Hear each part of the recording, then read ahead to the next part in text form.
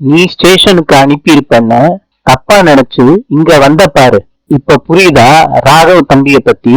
அவசர புத்திக்காரி. அபியோட அம்மா சொல்றாங்க, மாப்பிள நீங்க இங்க இருங்க, நான் டீ போட்டு எடுத்துட்டு வரேன். அம்மா, ராகவ் ஆசைப்பட்டு கேட்டாரு, நீங்க எல்லாரும் அவர் டீய குடிக்கணும்னு. பேசாம இருங்கம்மா. அபி, நீயும் மாப்பிள கூட போ. அபியோட அப்பா சிரிக்கிறாங்க. ராகவ் அடுப்படியில போய் டீய போடுறாரு. அடுப்படிய நாரடிச்சு. அபி சொல்றாங்க, பயங்கரமான டீ எக்ஸ்பர்ட்டா இருப்பீங்க போல. நாங்க தினசரி சமைக்க சொல்லிடுவோம்னா சமையல சொதப்புனீங்களா ராகவ்? அபி, டீ காஃபி எல்லாம் நல்லா போடுவேன். அபி ராகவ பார்த்து மனசுக்குள்ள நினைக்கிறாங்க, லேப்டாப்ப மூடி வைங்க.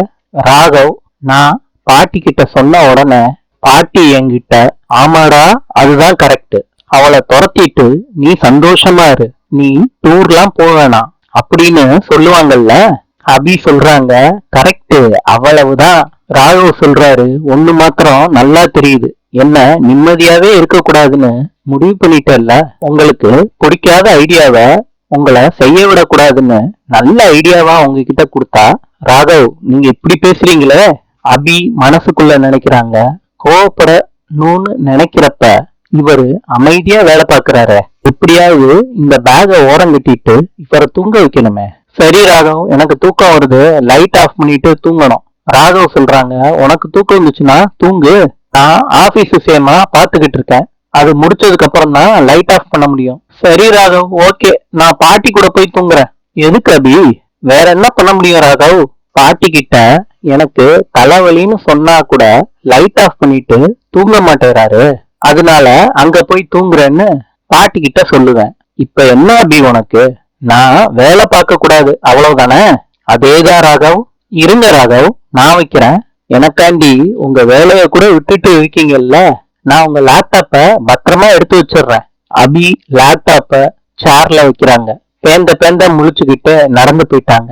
ராகவும் அபி என்ன பண்றான்னு பாக்குறாரு. லைட்டையும் ஆஃப் பண்ணிடுறாங்க. அபி, ஆஸ்பத்திரிக்கு போலாமா? எதுக்கு ராகவ்? இப்ப தலைவலி எனக்கு கொஞ்சம் பரவாயில்ல. இதுக்கெல்லாம ஆஸ்பத்திரி போவாங்க? அந்த அளவுக்கு என் மேல உங்களுக்கு அக்கறை வந்துருச்சா? ஆச்சரியமா இருக்கே.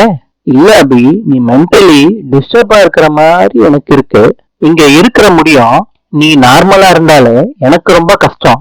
அதான் அபி, ஒழுங்கா படுத்து தூங்கியா.